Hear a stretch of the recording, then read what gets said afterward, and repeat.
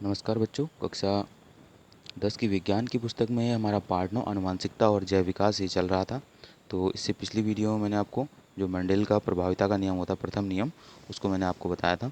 आज की इस वीडियो में मैं आपको जो सबसे मोस्ट इम्पॉर्टेंट क्वेश्चन है, जो बोर्ड परीक्षाओं की दृष्टि से जो है बहुत इम्पोर्टेंट है, मोस्ट इम्पॉर्टेंट जिसको हम कहते हैं, ठीक है, ये वो क्वेश्चन है जिसको आपने आराम से समझना है और अपनी कॉपी में नोट करना है। तो ये क्वेश्चन है, मानव में बच्चे का लिंग निर्धारण कैसे होता है। यानी कि जब नया बच्चा शिशु उत्पन्न होता है तो उसके लिंग का निर्धारण, वो लड़का है या लड़की, तो उसका निर्धारण कैसे होता है करके ये हमने बताना है, ठीक है, और इसको समझना भी है।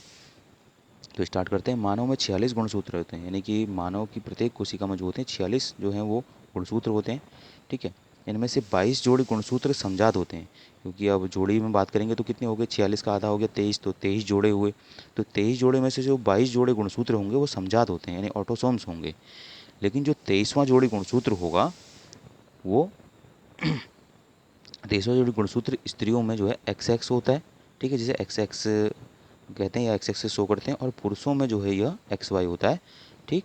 22 जोड़ी दोनों में ही समजात होंगे, नर या मादा दोनों में ही, लेकिन जो 23वां जोड़ी होगा वो स्त्रियों में एक्स एक्स होगा और पुरुषों में एक्स वाई होगा। इसे जो है लिंग गुणसूत्र कहते हैं, क्योंकि ये लिंग का निर्धारण करता है, इसलिए जो है इसे लिंग गुणसूत्र कहा जाता है करके।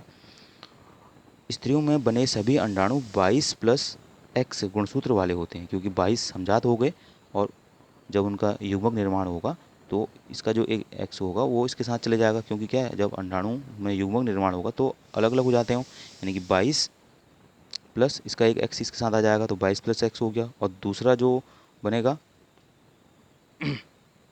में सभी अंडाणु का है, तो एक 22 प्लस एक्स हो गया, दूसरा भी क्या बनेगा, वो भी 22 प्लस एक्स का ही बनेगा, क्योंकि 22 जोड़ी समझात हो गई और एक एक्स उसके साथ चले गया और एक एक्स दूसरे 22 प्लस एक्स के साथ चले गया। तो कितने हो गए, 22 और एक 23, और दूसरा जो होगा, दूसरा अंडाणु होगा वो भी 22 प्लस एक्स वाला होगा। इसके विपरीत पुरुषों में बने 50% शुक्राणु जो होते हैं, 50% शुक्राणु, जब ये जो शुक्राणु होंगे तो वो 22 प्लस एक्स तथा 50% 22 प्लस वाई गुणसूत्र वाले होते हैं, क्योंकि जो पुरुषों में होता है 23वां जोड़ी गुणसूत्र वो एक्स और वाई होता है, एक्स वाई। तो 22 प्लस एक्स यानी कि 22 ही हो गए, 23वां जोड़ी गुणसूत्र ही हो गया, ठीक है। 50% शुक्राणु इसके बनेंगे और 50% शुक्राणु किसके बनते हैं, 22 समझात हो गए और एक 23, तो 22 और एक 23 ये हो गए, ठीक है। और 22 और एक 23, तो दोनों की मिल 23 23 46 हो गए। वैसे ही इसमें क्योंकि दोनों में एक्स एक्स होता है, इसलिए इसके दोनों ही गुणसूत्र जो होंगे वो इसके जो अंडाणु होंगे वो 22 प्लस एक्स है, 22 प्लस एक्स और 22 प्लस एक्स गुणसूत्र वाले होते हैं जो स्त्रियों में बनते हैं जो अंडाणु। और जो शुक्राणु होते हैं वो 22 प्लस एक्स वाला होगा एक, और दूसरा जो होगा 22 प्लस वाई वाला होगा। इस तरह 23 23 46 हो जाते हैं, इसके भी 23 23 46 हो जाते हैं, ठीक है। अब उसके पश्चात क्या होता है, जब अंडाणु का निषेचन होता है, यानी कि जब निषेचन की क्रिया होती है, मादा और नर युग्मक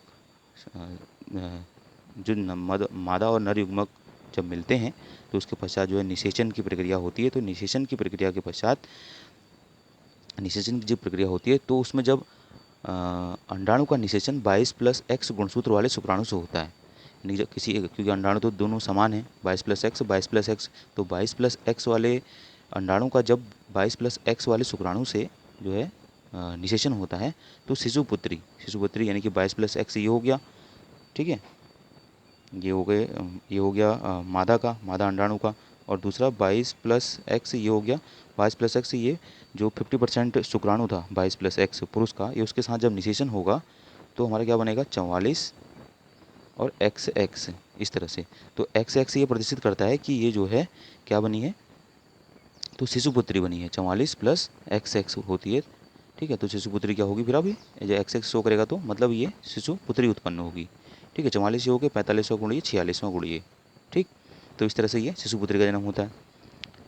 और जब अंडाणु का निषेचन 22 प्लस वाई गुणसूत्र वाले शुक्राणु से होता है, जब 22, क्योंकि स्त्री में तो क्या है 22 प्लस एक्स ही होता है दोनों ही अंडाणु, लेकिन पुरुष में एक 22 प्लस एक्स वाला होता है, एक 22 प्लस वाई वाला होता है। तो 22 प्लस वाई वाले से जब इसका होगा तो कितना हो गया, 44 प्लस एक्स वाई। तो एक्स वाई ये शो करता है कि ये क्या है, शिशुपुत्र है, ठीक है। तो इस प्रकार से जो है शिशुपुत्र जन्म लेता है, यानी कि जब अंडाणु का निषेचन 22 प्लस वाई वाले गुणसूत्र से होता है तो शिशुपुत्र 44 प्लस एक्स वाई होता है, ठीक। पुत्री और पुत्र का जो है अनुपात होगा एक होता है, या 50-50 भी कह सकते हैं इसको, एक अनुपात एक होता है, या 50-50 का होता है। इस तरह से भी लिख सकते हैं, जैसे मैंने डायग्राम के द्वारा आपको समझाया है, इसको भी आपने बनाना है, इंपॉर्टेंट है। ये होगी पुरुष कोशिका, यानी पुरुष के जो गुणसूत्र होते हैं वो हैं ये एक्स वाई। ये है मादा की, इसको नारी कोशिका भी लिखा है मैंने, तो मादा गुणसूत्र भी लिख सकते हैं आप इसको, ठीक है। अब इसके पश्चात जब एक्स वाई और एक्स एक्स अलग होते हैं तो ये हो गया 22 प्लस एक्स, 22 प्लस वाई, और यहाँ ये क्या हो गया 22 प्लस एक्स, ये भी 22 प्लस एक्स। अब जो है इनमें जब निषेचन के पश्चात जो युग्मक आपस में जुड़ते हैं तो लिंग निर्धारण होता है। जैसे यहाँ का जो एक्स है वो मादा के इस एक्स से जुड़ेगा तो क्या उत्पन्न हुई, पुत्री उत्पन्न हुई। जब यही एक्स मादा के दूसरे एक्स से जुड़ेगा, यानी इस एक्स से जुड़ा है, देखो यहाँ से मैंने बनाया है इसके साथ जुड़ा है, तो फिर भी क्या उत्पन्न होगा, क्योंकि इसका एक्स है इसका एक्स है दोनों, फिर भी पुत्री होगी। अब हम देखते हैं वाई का। वाई वाला जब किससे जुड़ेगा, वाई वाला जुड़ेगा पहले जब एक्स से, ठीक है, ये यहाँ से बनाया है, ऐसे निशान है ये वाई वाला इससे जुड़ रहा है, इस एक्स से जुड़ रहा है, ठीक है। तो क्या बनेगा एक्स और वाई, तो क्या उत्पन्न होगा, पुत्री।